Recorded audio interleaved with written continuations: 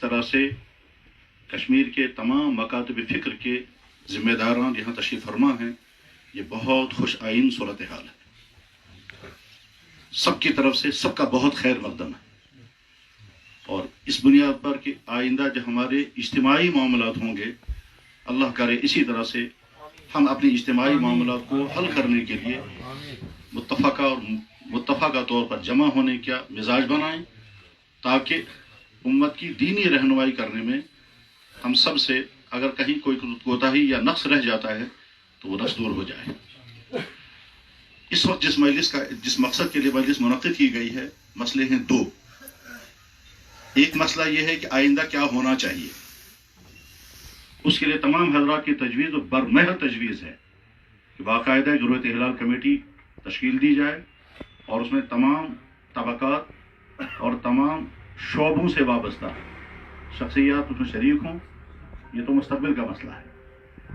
دوسرا جو اہم مسئلہ ہے اس سے بھی زیادہ اہم ہے، وہ یہ کہ ہم اس وقت جو صورتحال میں ہیں وہ صورتحال یہ ہے کہ یہاں کشمیر کے بے شمار اہل ایمان حضرات کا آج 5واں روزہ ہے اور بے شمار اہل ایمان حضرات کا آج 6واں روزہ ہے.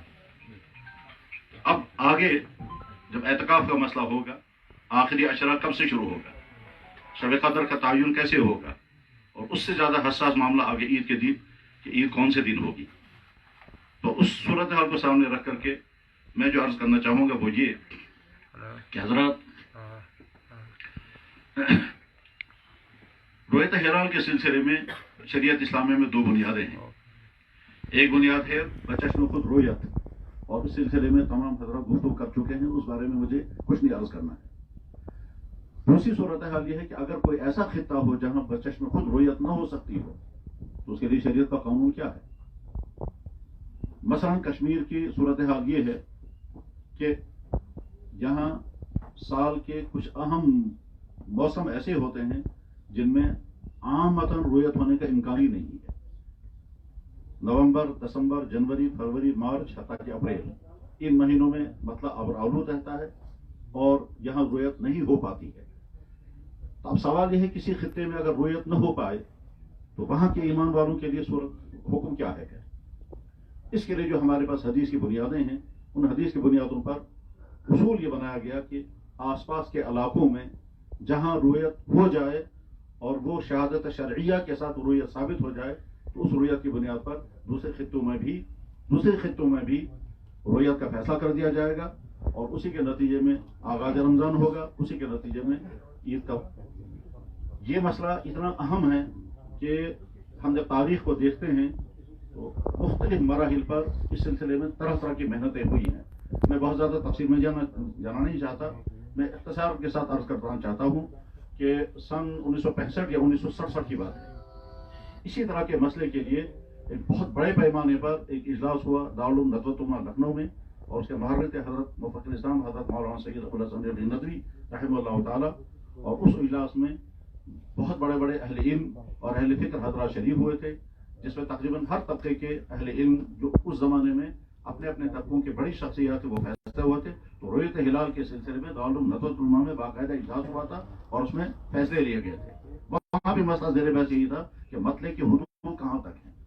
میں اس کو چھیڑے بغیر میں اتنا عرض کرنا چاہوں گا کہ کشمیر میں جب رؤیت نہ ہو پائے، چاہے شہادتیں موصول نہیں ہوئی اس لیے رؤیت نہیں ہو سکی، تو سوال یہ ہے کہ دائیں بائیں میں اگر کہیں رؤیت ہو جاتی ہے تو اس کا فیصلہ ہم پر نافذ ہوگا یا نہیں. اس سوال کا جواب پہلے ہم کو اپنے ماضی میں ڈھونڈنا چاہیے. ہماری ماضی کیا رہی ہے، اور ماضی صرف ہمارا 47 تک نہیں ہے، 47 سے پہلے بھی ہے. اور جب سے کشمیر میں اسلام ہے تب سے یہاں کے اکابرین کا معمول اور رویہ کیا رہا ہے. ظاہر ہے کشمیر میں اسلام حضرت شاہ ہمدان رحمہ اللہ تعالیٰ، بلکہ اس سے پہلے حضرت سید سیف الدین عبدالرحمان رحمہ اللہ تعالیٰ کے تشریف آوری کے نتیجے میں اسلام کی دعوت یہاں پڑی. اور اس وقت کے بعد پھر شاہوری دور حکومت میں جو بڑے بڑے اکابر اہل علم تھے اس زمانے میں طرز عمل کیا رہا ہے، اور اس کے بعد 47 تک کا طرز عمل کیا رہا ہے. اور اس طرز عمل کے اپنانے میں کچھ ہماری مجبوریاں بھی ہیں، جیسے کہ میں نے عرض کیا کہ ہے موسم کی مجبوری. اس موسم کے مجبوری میں ہمارے پاس کوئی راستہ اس کے بغیر نہیں ہے کہ ہم دائیں بائیں کے مقتدر اور قابل اعتماد اداروں پر عمل کریں. آئندہ جو بھی رؤیت ہلال کمیٹی بنے گی اس کے سامنے یہ مسئلہ بار بار آئے گا کہ صاحب کشمیر میں رؤیت کہیں نہیں ہوئی، اس لیے کہ موسم ابلا آلود اب کیا کیا جائے. ہو سکتا ہے ایک خطے میں اعلان ہو جائے کہ چاند ہو چکا ہے, دوسرے خطے میں اعلان ہو کہ چاند نہیں ہوا ہے. مثلا فرض کیجئے ایک طرف سے دلی میں اعلان ہوتا ہے کہ یہاں رویت بالکل نہیں ہے, اور دوسری طرف سے لاہور میں اعلان ہوتا ہے کہ وہاں رویت ہے. تو اس وقت ہمیں اپنے کشمیر کے متعلق جو فیصلہ کرنا ہوگا تو کیا فیصلہ کرنا. جواب یہ کہ جغرافیائی صورتحال ہم کو کیا بتا رہی ہے, یہی سامنے رکھ کر کے فیصلہ کرنا ہوگا.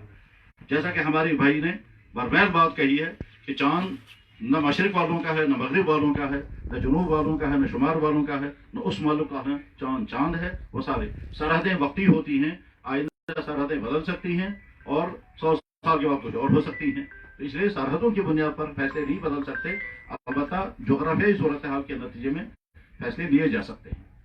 اس وقت جو صورتحال ہم سب کے سامنے ہے, یعنی یوں کہیے پوری کشمیری قوم اس انتظار میں ہوگی, اور چاہے وہ احساس کرے یا نہ کرے, ان کے سامنے بہت بڑا سوال کھڑا ہے کہ آپ کا روزہ آج چھٹا ہے یا 5واں ہے. جیسا کہ میں نے عرض کیا, اس صورتحال میں ہم کو بہت سنجیدگی کے ساتھ غور کرنا ہوگا کہ جو فیصلہ ہوا ہے وہ فیصلہ کشمیر کے اندر پائی جانے والی رویت کی بنیاد پر ہوا ہے کہ کشمیر میں کہیں چاند نظر نہیں آیا تھا, اس لیے اعلان کر دیا گیا کہ رمضان جو ہے وہ جمعے کے دن شروع ہوگا. اور اس کے بعد جب پڑوس میں اعلان ہوا کہ صاحب یہاں چاند کی رویت ہو چکی ہے, اور انہوں نے کون سے علاقوں کے بنیاد بنایا, بہرحال یہ تو وہاں کی رویت ہلال کمیٹی کا فیصلہ ہے. ٹھیک اسی طرح سے آئندہ بھی ہو سکتا ہے. تو اب ہمیں کیا کرنا چاہیے, کیا اس کا فیصلہ کشمیر پہ نافذ کر دیا جائے, اور یہ کہا جائے کہ ہمارا جو فیصلہ تھا وہ اس وقت کی صورتحال کے مطابق بالکل برمحل تھا, لیکن ان عوامل کی بنا پر, ان نئے پیش آنے والی صورتحال کی بنا پر امت کو انتشار سے بچانے کے لیے ہم اس کا نیا فیصلہ کرتے ہیں.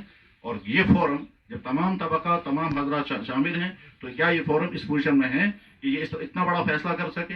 اور اگر ہم کوئی فیصلہ نہیں کرتے ہیں تو سوال کھڑا رہے گا کہ ہمارا 5واں روزہ ہے یا 6واں روزہ ہے, اور رمضان جو ہے وہ جمعرات سے شروع ہوا ہے یا جمعے کے دن شروع ہوا ہے.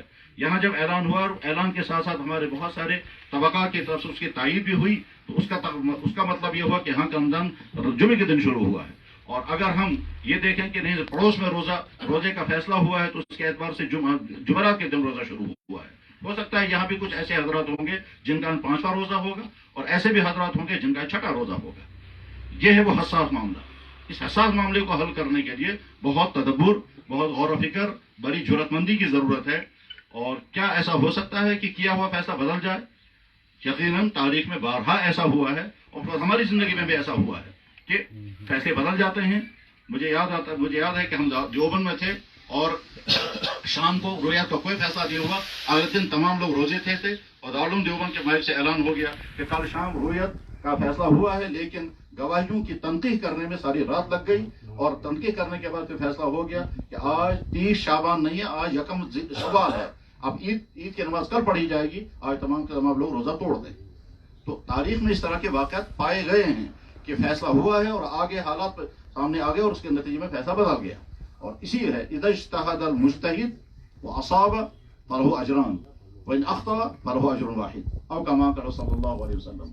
اس سلسلے میں مجھے اور گفتگو کرنی تھی, لیکن چونکہ فرمایا گیا کہ وقت بہت کم ہے, اس لیے میں اپنی گفتگو سمیٹ کر کے ان 2 مرحلوں کے متعلق مختصر تجویز پیش کرتا ہوں. آئندہ کے لیے جو رویت ہلال کمیٹی بنے گی اس کا ضرور خیر مقدم, اور تمام طبقات اس میں شامل ہوں گے. اور اس کے بعد پھر اس وقت جو صورتحال ہے, اس صورتحال کے متعلق بہت تدبر کے ساتھ غور کیا جانا چاہیے کہ ہم یہاں جو فیصلہ ہوا ہے وہ فیصلہ برقرار رہے گا یا اس فیصلے میں ترمیم کی جائے. اگر وہ فیصلہ برقرار رہے گا تو جن کا 6واں روزہ آج ہے ان کا حکم کیا ہوگا, اور اگر وہ فیصلہ بدلنے کی صورت بنتی ہے تو بدلنے کے بعد پھر جن کا روزہ چھوٹ جائے گا ان کے متعلق کیا حکم ہوگا. یہ ہے فقہی طور پر ہم سب کے سامنے اہم ترین سوال, اور اسی میں سمجھتا ہوں شاید اسی پر غور کیا جانا چاہیے. اور اگر یہ مجلس اس مسئلے پر غور کرتے ہوئے کسی نتیجے پر پہنچ گئی اور امت کو ایک متفقہ پیغام مل گیا, تو وہ ہم ایک اہم ترین ذمہ داری سے عہدہ برا ہو رہے ہیں. اللہ کرے یہ گفتگو ہم سب کے لیے صحیح نقطۂ نظر اپنانے کا سبب بنے, اور اس میں کوئی خطا ہو تو اللہ تعالیٰ سے معاف فرمائے. وآخر دعوانا الحمدللہ.